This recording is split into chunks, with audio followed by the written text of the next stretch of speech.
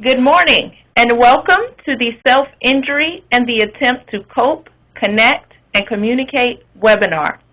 My name is Brandy Brooks, and aside from being the moderator this morning, I am a contract manager for the Massachusetts Department of Public Health's Suicide Prevention Program, the sponsors of this morning's webinar. Before I introduce our presenter, Beth Filson, I would like to go over a few housekeeping issues. First, to join the video portion of the webinar, go to www.readytalk, and that is one word, .com. Again, that's www.readytalk.com, and under Participant, join a conference, enter 624-5494. On the next screen, you will be prompted to enter your name and email address, and then click the green Register for this meeting button. Second, to join the audio portion of the webinar, please dial 1-866-740-1260 and enter the passcode 624-5494. Again, to join the audio portion of the webinar, please dial 1-866-740-1260 and enter the passcode 624-5494. Third, should anyone experience any technical difficulties with either the audio or video for this webinar, please dial 1-800-843-9166. Again, that's 1-800-843-9166, and a Ready Talk representative will be more than happy to help. Lastly, all telephone lines are muted except mine and Beth's. So please use the chat function located in the left corner to type in any questions you may have. Given the number of participants, Beth will do her very best to answer as many questions as possible as she goes along and at the end of the webinar during the question and answer period. Now that I've gotten that out of the way, let me introduce our presenter, Beth Filson. Beth Filson is a certified prevention specialist and has a master's in public administration. She is a nationally recognized trainer and curriculum developer in trauma-informed care, trauma-informed peer support, and peer workforce training and development. Most recently, Beth co-authored the manual Engaging Women in Trauma-Informed Peer Support, a guide for the National Center for Trauma-Informed Care. In addition to her work with the National Center for Trauma-Informed Care, Beth co-facilitates international peer support with Sherry Mead and Chris Hansen. She is also a consultant with the Massachusetts Department of Mental Health, developing guidelines for supporting people whose distress results in the use of self-injury and other behaviors that rise the level of risk management. Beth utilizes her personal experience in offering alternative ways of understanding critical behaviors such as self-injury and the opportunities that can be created for healing relationships. Beth is also a self-taught artist, and she currently resides in Western Massachusetts. So now that I've introduced our presenter this morning, I would like to go ahead and turn it over to Beth. Beth, are you there? I am. Thank you, Brandy. Just to clarify, I am actually a certified peer specialist, and so my credentials are really my lived experience. So it's important for everybody to know that this is an opportunity to think about another way of understanding and engaging with people who use self-injury. Now, the first thing I want to say up front is if you are working with someone who uses self-injury and the two of you have found a way that is really, really working for you, it's helpful, it's hopeful, you're both in agreement about it, then keep on doing what you're doing. But if you're stuck, curious, unsettled, confused, dismayed, etc., I hope you will consider the topic from a different point of view. And the point of view that I'm proposing today is one that believes that at its core, self-injury has meaning and that we can talk and do need to talk about that meaning when we pay attention to our relationships with each other. And that at its very least, self-injury is absolute evidence that you are working with a person who is determined to find a way to live. Also, keep in mind that the best way to understand self-injury and what it means is to ask the person who's using it, including what helps, what doesn't, and what the focus should be. If, however, someone had asked me about why I was using self-injury at a certain time in my life and what meaning it had had for me, I probably would not have been able to really answer that question. And it would not be because I didn't have or didn't know my answer, but because I needed an essential relationship where that kind of difficult discussion could take place. And that was really what the focus needed to be on before we could even approach the issue of self-injury. Two, for me and for others, trauma really enforces a code of silence. For others, the events that have taken place are private, and for whatever reason, they will not be shared with you. And that has no reflection on you. It is simply the preference or the need of the individual. But asking someone about the personal meaning of self-injury, showing an interest, demonstrating that you want to understand, that you do want to understand, is the starting point for building a relationship where meaningful dialogue can take place. And that's based on learning about the person and their world rather than trying to problem solve the person or fix what you might consider to be the problem. But for the person is the solution. So we're going to do a poll next. I'd just like to get a sense of who is attending. So if you would, take a look at this list and just indicate which of these most represents you.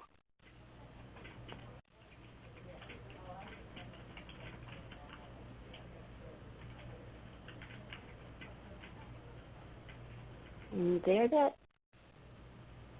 All right, let me see what our results are.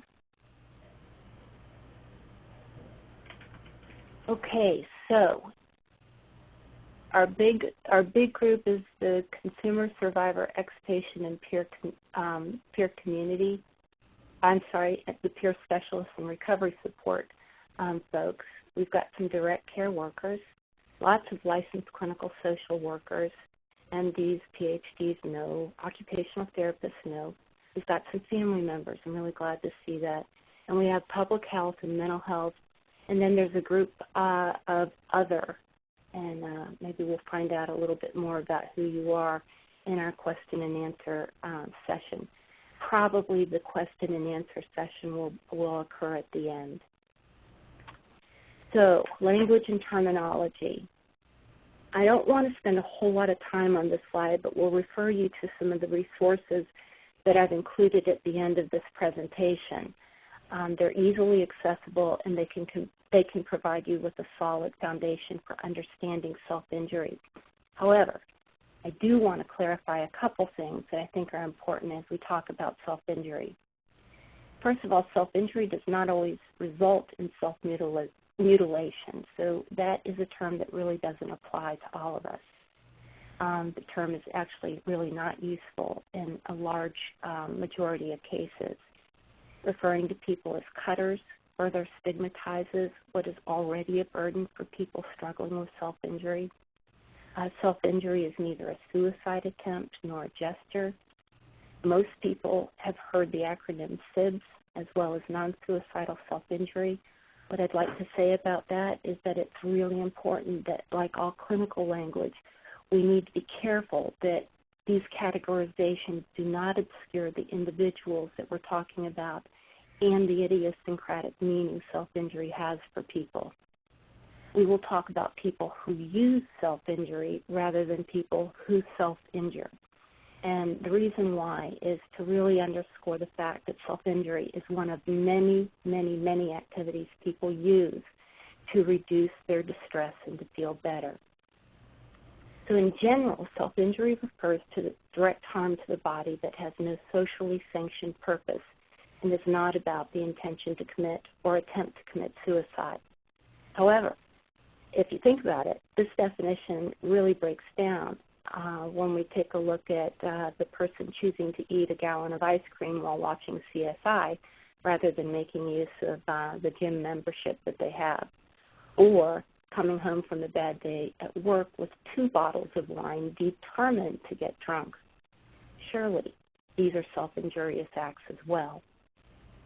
Researchers and theorists suggest that whether or not a behavior is viewed as self-harming really depends on the context in which it's occurring, including its social, cultural, personal, and psychological context. I think it's important to realize that we all self-harm, and it is most often used to deal with stress. Think about smoking, drinking a little bit too much, overworking, overeating, undereating, et cetera, et cetera, et cetera. Now, one of my teachers has been Ruta Mazales, and her blog I've listed also in our resource section, and I think it's very, very helpful. But she suggests that the only difference, really, between self-injury such as cutting, burning, or deliberate bruising of the body and extremes of plastic surgery or the anorexia that is so valued by our society in the fashion industry is the response we have to it. That's the only difference. So our negative response to certain kinds of self-injurious events is curious, I think at least, and it gives us cause for a reappraisal of what we're valuing in our society, like standards of beauty and overperformance. And just a quick note, I don't think it's helpful to think about self-injury as an addiction either, since this does not take into account the social, political, relational context out of which it first emerges. So we're going to do another poll here. And I just want to get a sense of what you guys are most interested in. So if you would select one of these.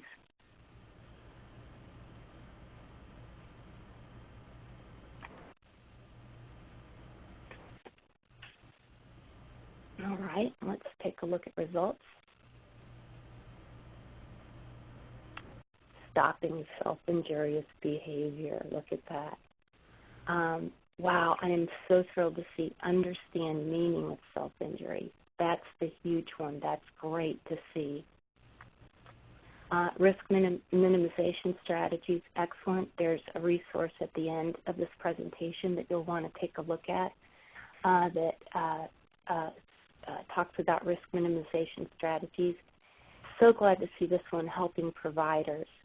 I really think that we're not paying attention to the providers that are working so hard with so many of us and their own needs and their own struggles and their own grief and pain as they try to figure out how to best partner. All right, so let's move on. So in rethinking self-injury, in order to rethink self-injury, we need to first and foremost understand it as a meaningful behavior and not as evidence of either pathology or worthlessness. My approach to self-injury is to think of it as having 3 basic functions: as a way to connect to self, others, or to the world. And when I say to the world, I include the divine, a higher power, or a sense of spirituality or nature. 2, as a form of language or communication. 3, and I think as most of us are familiar with already, as a way to cope with overwhelming distress as a means of survival. Now, self-injury may serve all 3 functions at once.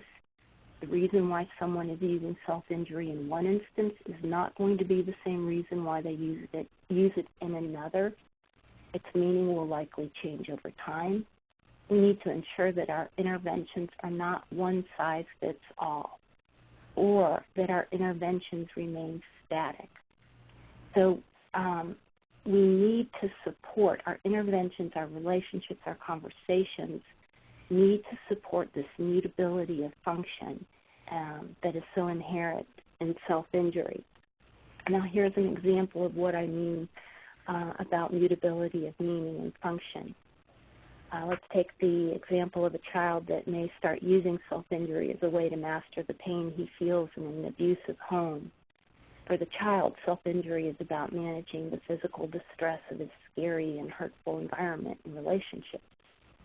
Over time, as a child interacts with the world that does not understand what he's doing or why, does not understand that he's trying to navigate a chaotic and abusive home life, he's going to likely experience profound disgust from his schoolmates, from other family members even, from his community.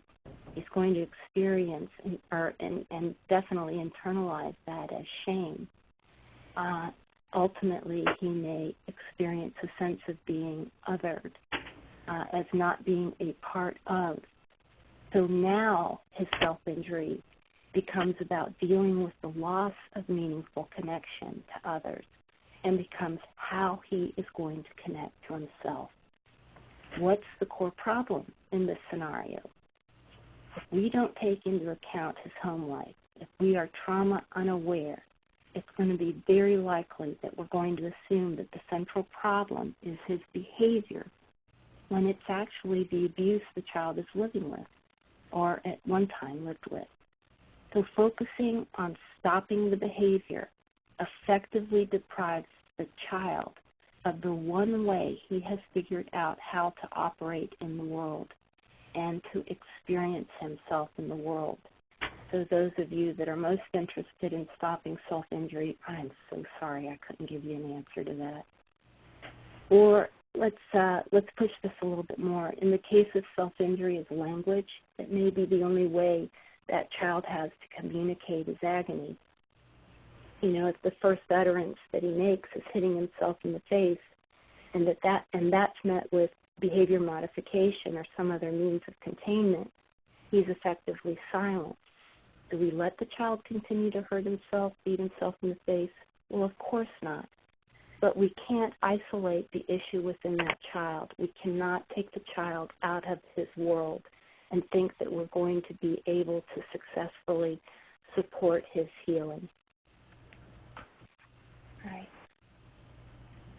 Here's another poll for you. So I'm just curious, where do you think self-injury comes from? If you would take a minute there on this poll.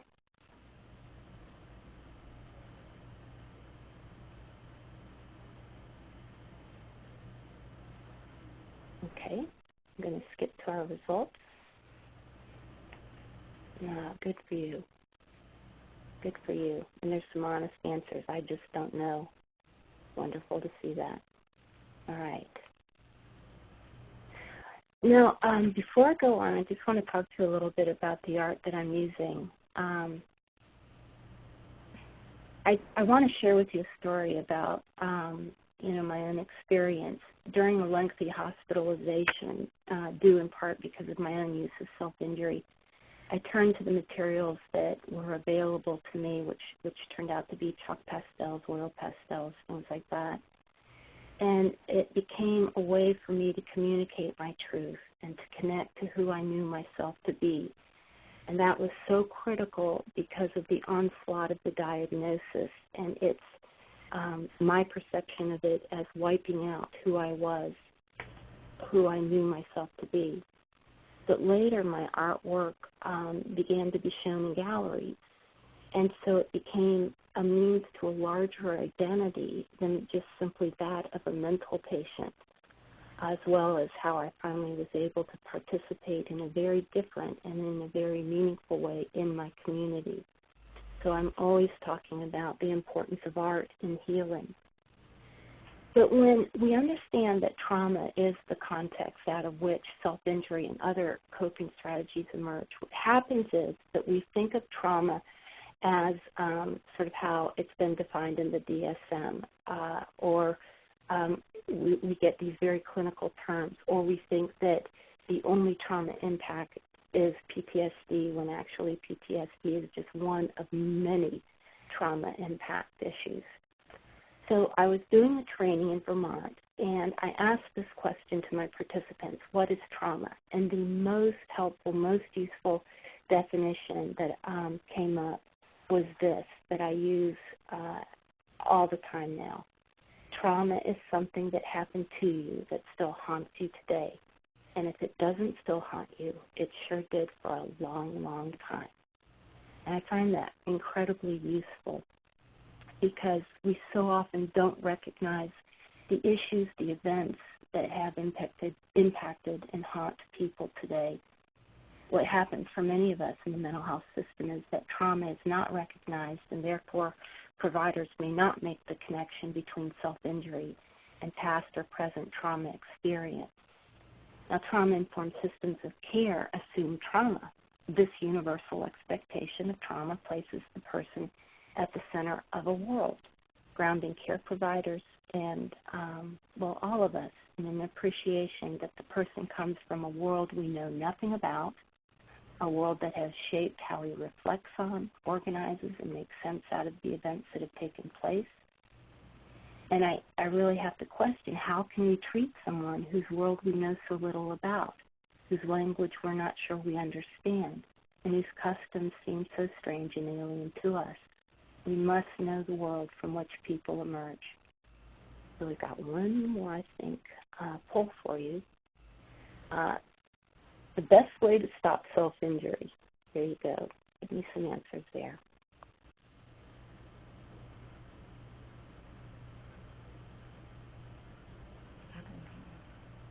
All right, and I'm going to skip to results.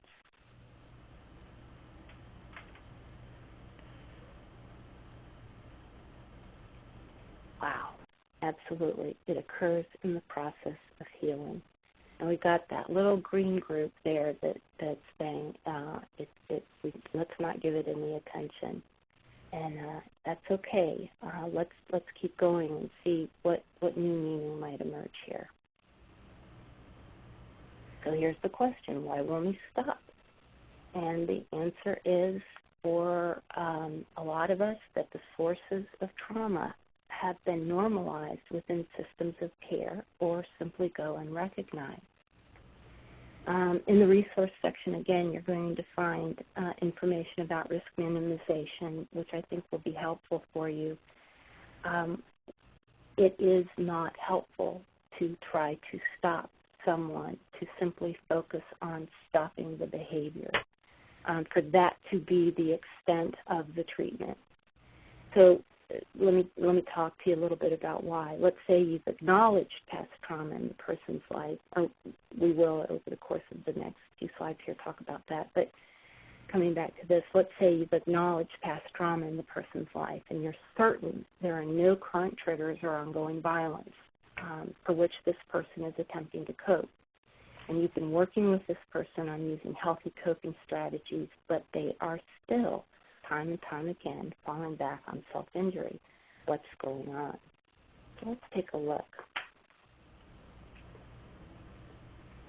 Let me start this with a little bit of a story. In my wanderings around the country, I talked with some providers, some wonderful people that were working with a young woman who was using self-injury. So we were talking about the trauma link, and one of the providers was really baffled. She said, our agency has really established a very positive relationship with this young lady. We've worked very hard with her for most of her life. Her foster care placement had been stable. While there were some hospitalizations, she herself never reported any abuse or adverse events from these experiences. And are your ears sort of picking up what my ears are? Foster care, early separation from family life, life lived in a care setting. Whoa, we've got a whole bunch of reasons for a person to still need to figure out how to cope and make sense out of their world. So if you look at the blue circle here, Many of us that are receiving mental health services or have received mental health services, we have a current context that we're constantly living in, and that may be due to a number of reasons, but the result is racism, oppression, marginalization, and discrimination. Those continue to require some strategy for coping, and these are the contexts that are so often not recognized when we're treating folks, when we're thinking about supporting someone's healing. The red circle, these current conditions, which also affect this ongoing need for coping. So many of our services and supports create some compromised access to basic human needs for food, shelter, safety, personal freedom, and personal agency. If you think about guardianship, if you think about having a payee, if you think about court-ordered treatment, if you think about having to jump through hoops before you're given shelter, housing, if we're not paying attention to the immediate needs for safety, we've got a person that's going to have to cope. So the idea here is that we make meaning out of our context of racism, oppression, marginalization, discrimination. We begin to shape an understanding of the world, and that this, in tandem with the current conditions in which we're struggling to get help or to receive or to be a part of healing relationships, sort of merges into an ongoing traumatic world, a traumatic experience. So we want to recognize current context and conditions in people's lives that replicate trauma impact. And so that is going to include living in communities where violence is the norm. It is going to include combat experience, historical intergenerational trauma, including genocide and slavery. It's going to include the marginalization and disenfranchisement that occurs for people who've been incarcerated or live with a psychiatric diagnosis, and the oppression and the poverty and the discrimination that is still part and parcel of that, of being labeled with a disability. All right. I think we can all agree that human suffering is incredibly complex, and how we attempt to talk about it, how we attempt to make sense out of it is complex as well. You know, suffering is really such an isolating event, and it's a singular event. You know, it's unlike happiness or joy, which seems to increase the more we're able to share it with other people. You know, diagnosis and symptoms speak obscure the fact of that suffering. We see depression, which we want to treat, rather than grief that needs support, empathy, compassion, and comfort. And so what we see shapes the relationships we have with others. So if we can see self-injury as a complex form of suffering and an attempt to communicate that suffering, we understand that the relationships we want to create have to do with empathy, compassion, and care. Oh, one more poll for you. Curious about how prevalent self-injury is among this group. So if you would answer these couple of questions here.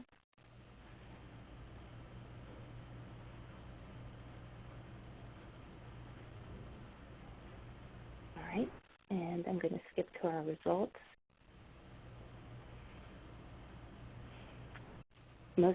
We've got lots of people providing services to someone who uses self-injury. I am not at all surprised to see I use self-injury and provide services to people who use self-injury. And then I know someone who self-injures. So I don't know, math is not something I do, but am I safe to say that like 100% of us have had contact with this issue. So let's talk a little bit about some of these three functions of self-injury, and I'm going to start here with its function as language. Now, if you think about trauma, if you think about abuse, if you think about violence, if you think about being the victim of crime, there's oftentimes a failure of language to stop the abuse. Saying, no, no, I don't want this to happen, is useless. So the word no, language itself, does not do anything, does not change the outcome. It fails us. If I'm sure most of us, all of us, can relate to that place of being in such profound pain that the only thing that emanated from our souls was the groan or the sob, that the thing that hurt so deeply and so profoundly had no language whatsoever. And then, also the failure of language to get help.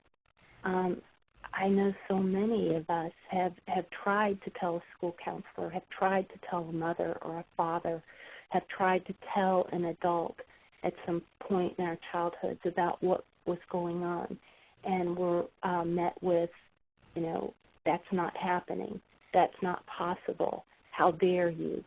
And so, again, language fails us in the most critical way that we need, which is to secure help to stop the injury from occurring. And so if you have somebody that is constantly using self-injury, I'm going to skip back. I want you to think in terms of, is this a failure of language, of words, for this person to tell what is going on or what they feel or what it means? I love this quote by Judith Herman: repetition is the mute language of the abused child.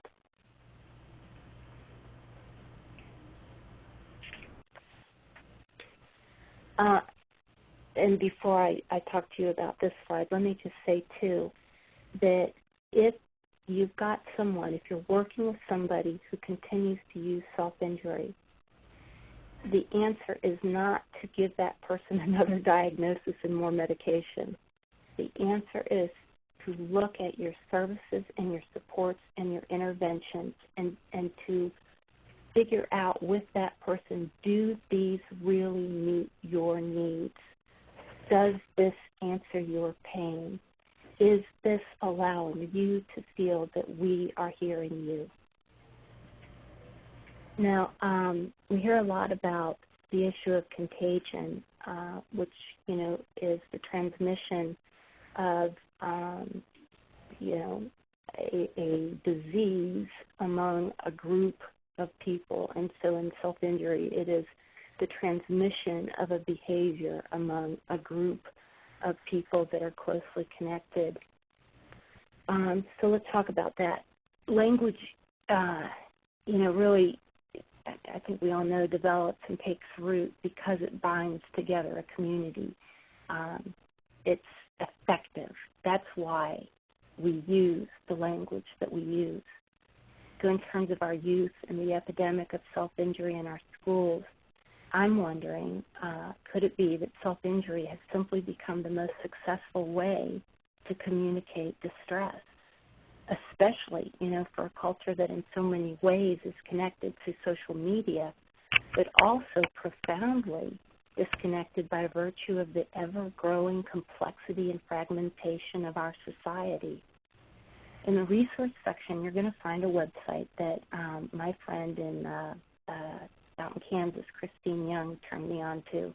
It's called To Write Love on Her Arms, and it's geared toward children and youth, young adults. I think it can be very helpful. So the simplest beginning to the issue of contagion is this simple question: what are you trying so desperately to tell me?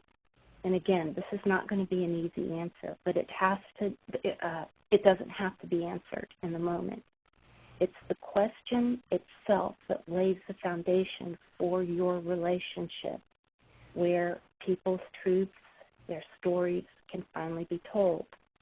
And in addition, where alternative stories can be tested out and tried out. So let's look at another function of self-injury, and that is its function as a way to connect. We want to be really careful to not underplay relationship and overplay skills teaching. I met a woman once who used self-injury an awful lot. I asked her how people responded to her need to hurt herself, and she told me that, whenever she approached staff about feeling like she was going to hurt her staff, she was told to go use her skills, to go use her safety plan. And in essence, the skills and the safety plan became the tools for disconnection. So it was not effective at all. There's an article that I found really fascinating by Heather Trepal, and I'm probably pronouncing her name wrong, but there was research from Trepal and Wester in the Journal of Counseling and Development in 2010. She did some research around what interventions were the most helpful in supporting people who use self-injury to stop. And she came to the conclusion that a strong therapeutic relationship may be more important than any particular treatment method in reducing self-injury. Figure that.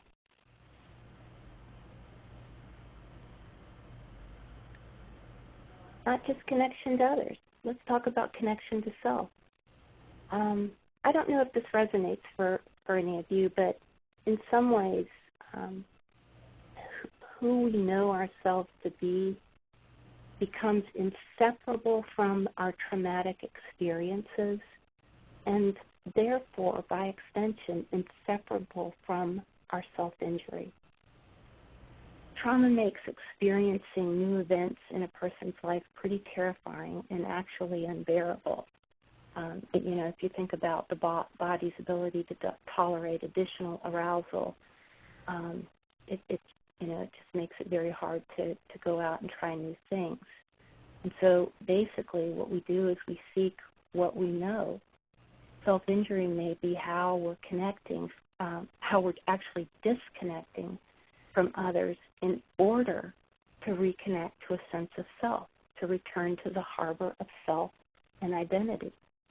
When people hurt themselves after a period of not, or return to the hospital after a period of success, we often label this as sabotage, not recognizing that the real issue of identity, or not recognizing that the real issue isn't fear or isn't being afraid, of the outside world or comfortable in the mental health arena, but is actually an issue of identity and how we know ourselves to be who we are. So if we make the mistake of focusing on beefing up socialization skills to reduce isolation or working on self-esteem, we overlook the possibility that self-injury is there to disconnect from others in order to connect to oneself. And I also like to point out, too, that when the trauma story has not been told, when I say told, I mean either symbolically, literally, through art, dance, however, but when it's not been told, and it's almost like to move on with your life is to betray the self that is still wounded. And so, too, I want you to think about that rather than thinking about sabotage or sabotaging one's success. And I love this graphic, autonomy, and actually this statement is paraphrased from Judith Herman as well, that in the context of institutionalization, self-injury may be the only autonomous act that an individual has. And I think you can think about court-ordered treatment, having a payee, a guardian. If the individual is distressed about those things, those two function in the way that institutionalization functions here. So it's helpful to understand that this need for connection to self is actually a drive toward autonomy and self-direction. I have a flip chart on my wall in my office of all the things that so many of us who have been hospitalized no longer have, or no longer have any control over, and I keep adding to it. And some of those things that we have no control over in the context of a hospital is noise, lighting, privacy, number of roommates, who the roommates are, access to outdoors, to doctors, to friends, entertainment, education, art, other resources, as well as access to healthcare providers, access to a smoke, to food, to a candy bar, who's on shift, who can spend the most time, who we get to spend the most time with, what time lights go out, what the day's activities will be, what we will eat. And we have no ability to control our own safety. There are no locks on our bedroom doors, on bathroom doors, on doors that lead to somewhere else. So self-injury, though it may look so destructive, may be a statement of I am a human being in the world, and this is how, the only way I know to self-actualize. For people who have been impacted by adverse events, the issue of safety, this is another aspect of self-injury in institutions. So for people who've been really impacted by trauma, safety is a paramount issue, and we define safety as kind of, being able to predict what's going to happen next.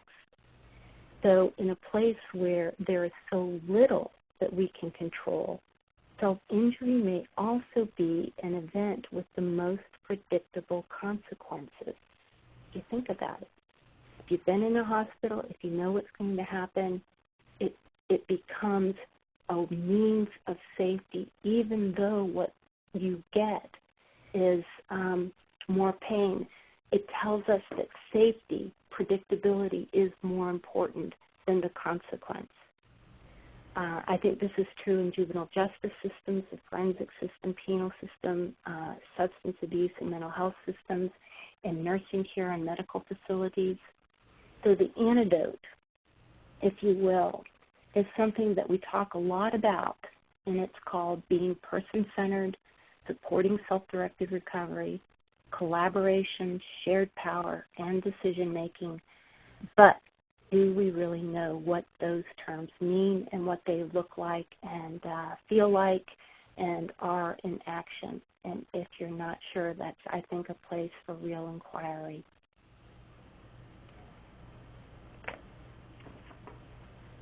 Relationships that hurt, relationships that heal. We need to be sensitive to the fact that relationships themselves have often been the route for interpersonal violence. I think in general, not always, but in general, men most often experience violence at the hands of strangers, and women in general most often experience violence in the relationships with significant others, mother, father, uncle, boyfriend, husband, partner.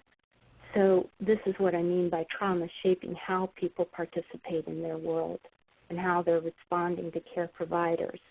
So our past relationships sort of lay the groundwork for all subsequent relationships. And so service interventions, we're not aware of this. Service interventions, service relationships can inadvertently reinforce past trauma dynamics, especially if your focus is on trying to stop a behavior, trying to control that behavior, or trying to contain that behavior, even when you think it's for the individual's own good. Does that mean we don't stop somebody who is in the throes of hurting themselves? For me, no. But it does mean I'm going to have a huge conversation with that person about what my own fear brought into our relationship. before we can heal that relationship and keep on going. So let's look at kind of a little bit more of the antidote here. So we know that the impact of trauma is a loss of power, choice, and control. It's a violation of physical and emotional boundaries. Safety and trust are shattered. How do we fix that? What's the antidote? What is it our relationships need to really be about? They've got to provide meaningful choice. They've got to be trustworthy. We both need to define what safety means. It can't simply be defined by the provider, and it can't simply be defined by the person receiving services and supports. It's I truly believe, a place of negotiation and collaboration, which you see in the next bullet. All of this, I believe, is what we mean by empowerment. If we can achieve, these top bullets, we have created the conditions in which people can experience empowerment.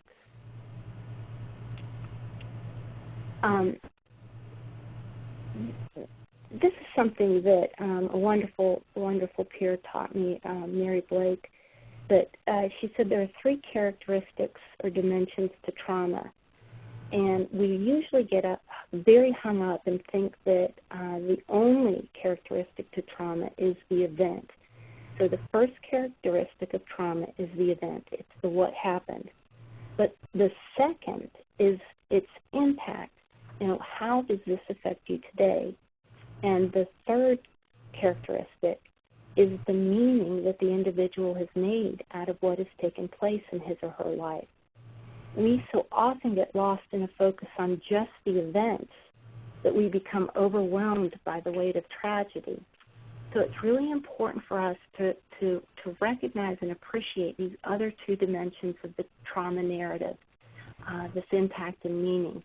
I want to point out that in your resource section, I've listed the manual that I had the honor of co-writing called Engaging Women in Trauma-Informed Peer Support. Chapter 11 is called Trauma-Informed Storytelling, and this chapter, like many others, applies to men as well. But I think it'll give you some really good ideas about the kinds of conversations that you might want to have around meaning and impact. Also, Chapter 12 in the same manual is Self-inflicted violence and peer support. I think this is a helpful chapter whether you're a peer provider, family member, or non-peer provider as well. This too will give you some ideas and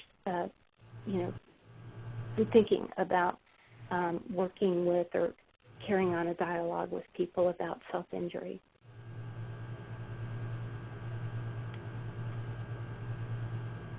I want you to think about the relationship itself, the relationship that we're creating with each other itself as the coping strategy. If you think about it, it's where we feel the most safe to try out new things.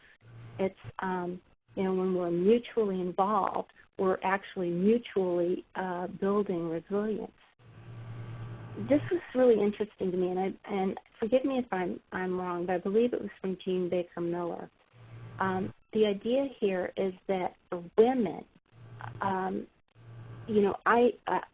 self-actualization is not an event of becoming independent, but is actually a process of creating relationships. Isn't that amazing?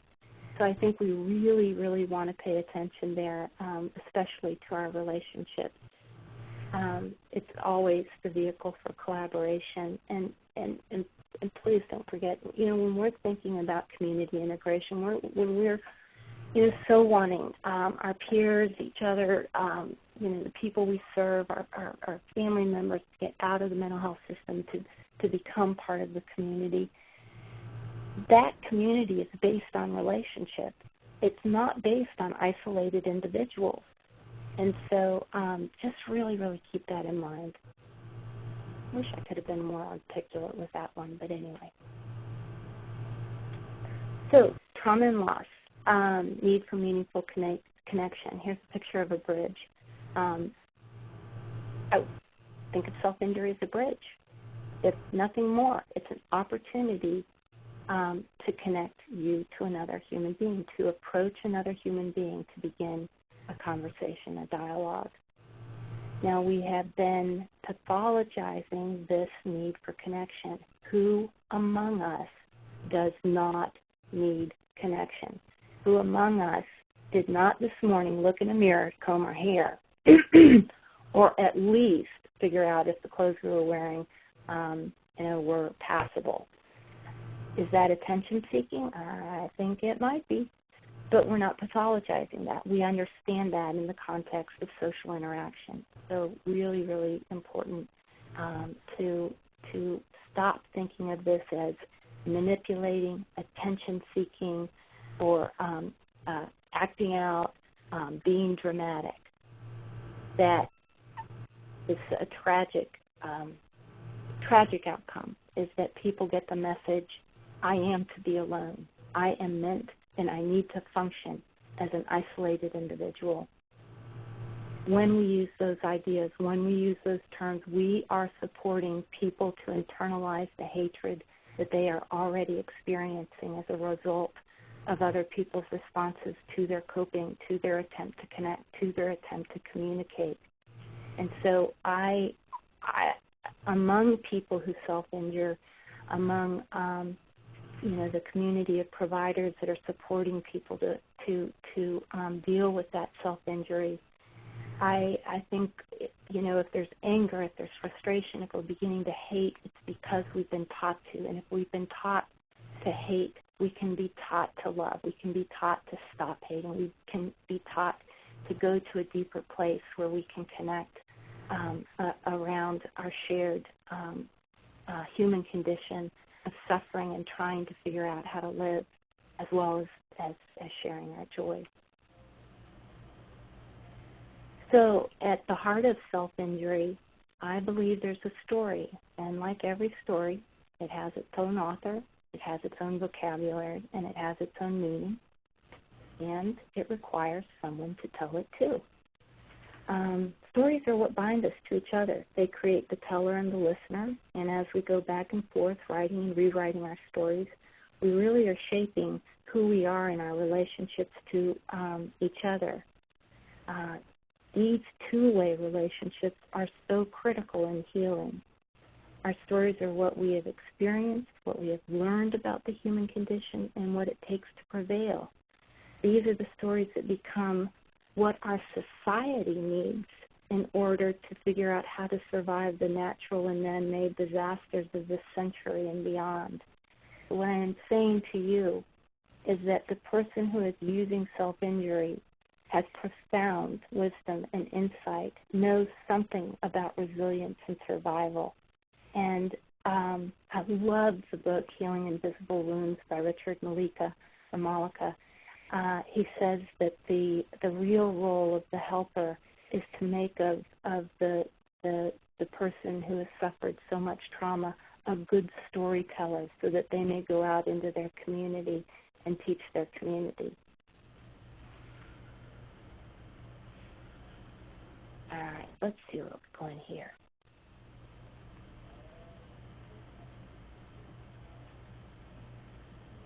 So if we're really going to be able to, if we're going to change the way we think about this work, we're really going to have to start thinking about relationship as being everyone's focus. That means direct care worker. That means cafeteria staff. That means I already said direct care worker. That means peer specialist. That means nurse. That means doctor. That means attendant. That means any person that comes in contact with an individual can take part in some aspect or some form of meaningful relationship. If we're going to do this work in a different way, we've got to pay attention to our self-care, and we've got to pay attention to what our relationships need in order for us to stay connected. So that's what I mean by relational care. I think that staff have got to begin to really be supported, and I believe that we can create a different way of supervision that allows for this co-support of each other, that allows staff to break free of the delusion that they're supposed to have all the answers and to not be affected by human suffering. I think we've got to utilize multiple ways for people to experience their, the language that they have and the multiple ways they can be in relationship. And I do profoundly believe in art and writing and dance and music and nature and all of those things. We've got to utilize the peer workforce. It's our peers who are our teachers. These are the folks that have taken their experience and said of it, I think I know something about what we can do a little bit differently. And ever crucial is to really understand that in a closed system like a mental health system, we can't achieve success. We can't get out of that system unless there's true linkage to alternative views, and those come from our peer support communities. For example, peer support and wellness centers. Peer-run respite is a critical place for relationships between the system and the community to be created. Let me just look at time because I want to make sure we've got time for questions.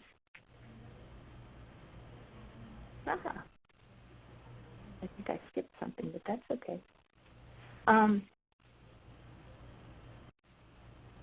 So I'd like to leave you with this summary. Self-injury, I do believe, is a story of pain, but it's also a story of hope because it's evidence of the person's struggle to figure out some way to go on living. I always tell this story. I met a wonderful woman named Claire Shaw in the UK, and she was living with self-injury and it had so overtaken her life that she made the decision, after years and years and years of it and living in hospitalization and the terrible pain of her family, she decided to end it. She decided to kill herself. And lo and behold, after she made the decision to kill herself, she suddenly realized that she no longer wanted to hurt herself. And in that moment, she realized that self-injury is a statement of hope. So long as she was self-injuring, she was still trying to find a way to live. And it is a story of redemption because healing does occur. And that redemption is a community event. It is not the redemption of one person. We do not fail or succeed as isolated individuals. We fail and succeed because we are connected to a community, to other people. And in that regard, the success of one of us becomes the redemption for all of us. So there you have it. Here are some resources. Not all of the resources that should be here are here.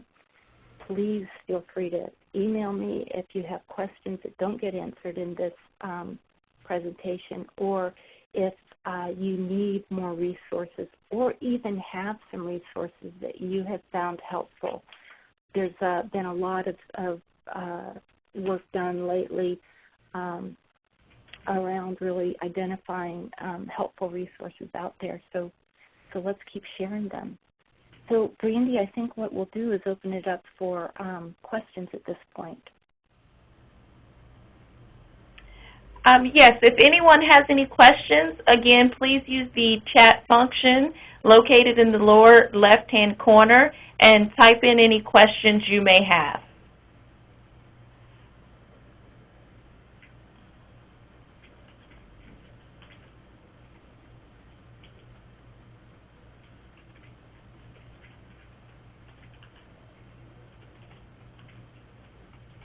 Oh, come on, you guys. How about, it doesn't have to be a question, maybe it's an impression. thought, statement, something that stood out for you, something you're not so sure about?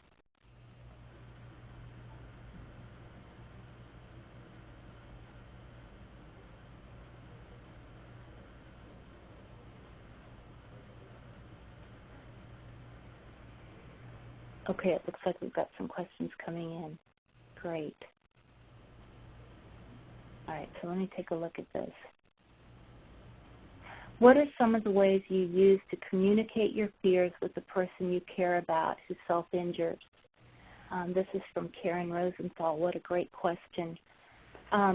Intentional peer support, which is work done by Sherry Mead and now Chris Hansen, has been a critical place for understanding this idea of a focus on the relationship, what our relationship needs from both of us in order for us to stay connected. And so instead of placing the focus on changing one or the other of us, we're going to talk about what the relationship needs. And that also can become a place of negotiation about what's going to work, what limits are, that you have, that the other person has. The last thing I want to say about this, too, if you're in a position where you feel like you are too afraid, then please call upon others, whether that's the peer community, other providers, non-peer providers. Call upon others to take part in that relationship with you. All right, I'm going to go back up because we've got a lot more. Just a minute, folks. Okay. There is a common assumption that if a person self-injures, they are more likely to be diagnosed with a personality disorder. Is there evidence to support this? Actually, there's evidence to support that it's not associated necessarily with a personality disorder. I think if you would email me at bethfilson@gmail.com, I'll share an article with you that I was just recently reading, and I believe it was a Bessel van der Kolk article, but I can't be sure. And then Kath, it looks like your question didn't come through. All right, so here's one from Jennifer. I would be interested in seeing slide 17 again. Okay, so let's go back to that.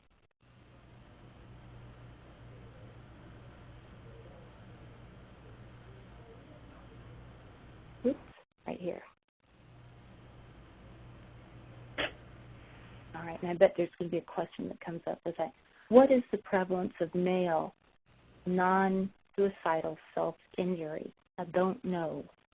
All right, this is just off the top of my head, but if you think about it, in our society, we have a lot of ways for men to hurt each other that is socially sanctioned.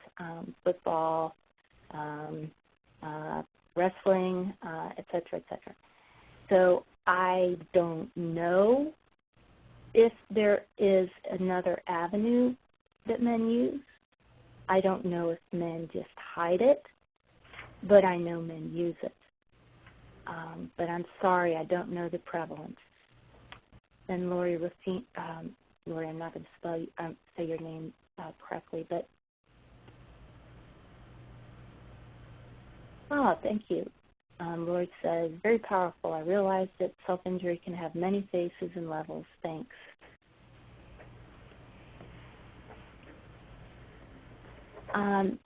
Here's a question. Will this webinar be available at another time to review? Brandy, I believe it will be. Is that correct? Yes, the webinar is being recorded, and I will be sending all the participants in today's webinar a follow-up email with the link to the podcast. So they will be able to download it, send it on to their colleagues that may be interested in viewing it as well. Great. Here's one. I'm wondering if your artwork is available for others to use. The images are powerful and speak so much louder than words. Thank you so much for that. If you would email me, we can talk about that, if you're interested in using any of the artwork. bethfilson@gmail.com. And from Christine Young, thank you for sharing your story and helping those who don't have a voice find some understanding. Hey, Christine, we all have voices. But I get you, girl. Karen Welling, I've long viewed self-injurious behavior as a way of coping, but hearing that it has a function of communicating and especially of affirming the desire to live is new for me, eye-opening. So glad to hear that. Janet, I'm wondering what you would say about Thomas Joyner's thoughts related to self-injury and suicide, that self-injury increases capacity to tolerate pain, making one closer to being able to take suicidal action. Yeah, I have heard that. I actually do not think that that's real, and I'll tell you why. There are two different functions here. I think, if anything, what people who use self-injury in more and more lethal ways run the risk of is accidentally dying. But, you know, I'm not an expert, so please do some investigating and talking to colleagues and coworkers about that. Jennifer, that's not the right slide. Oh, okay. You're looking for impact and antidote. So let me see where that is.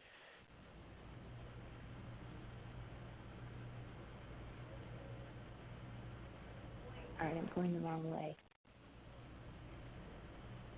There it is. There we go.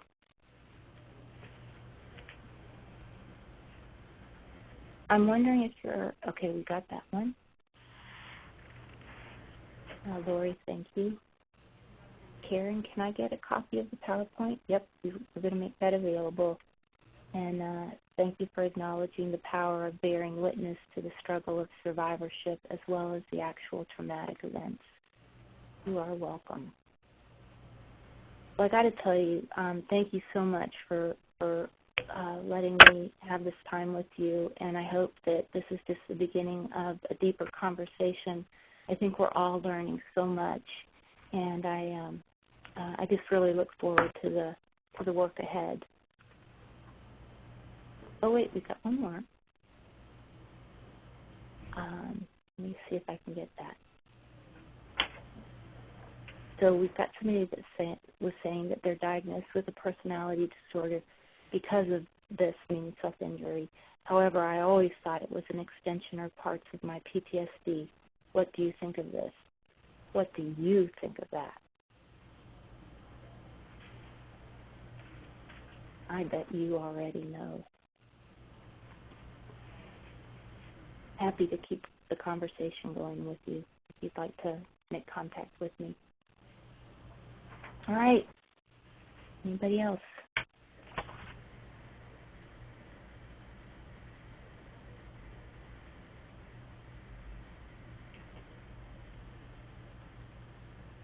Do you consider risky sexual behaviors to be a form of self-injury?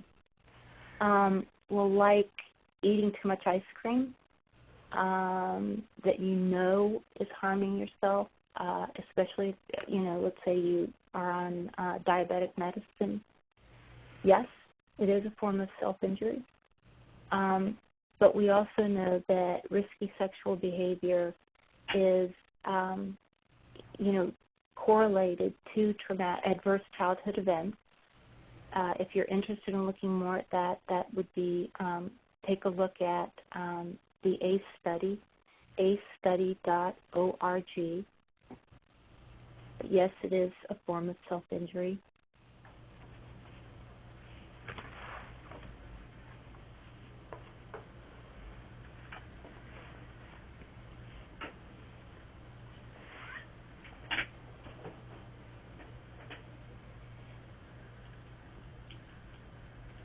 Okay, I think we're going to wrap up then. Again, my thanks to you and to Brandy and to Department of Public Health for making this possible. And before we conclude today, I'd just like to, again, parrot Beth. I'd first like to thank her for presenting this morning into the afternoon, and I'd like to thank all of you for participating in the webinar. Again, everyone who participated in today's webinar, you will receive a follow-up email containing a link to the podcast as well as the slides, which Beth has agreed to share with you all. In addition, be on the lookout for emails about upcoming webinars and trainings being sponsored by the Department of Public Health. After you log off this afternoon, please take a few moments to complete the evaluation, as we do use that information to put on future webinars. I hope that today you've gained a little bit more knowledge about the links between trauma and the development of coping strategies such as self-injury, as Beth has elucidated today. Again, thank you all for participating. Thank you again, Beth, for presenting, and have a wonderful day, everyone. Bye, all. Thank you. Please stand by.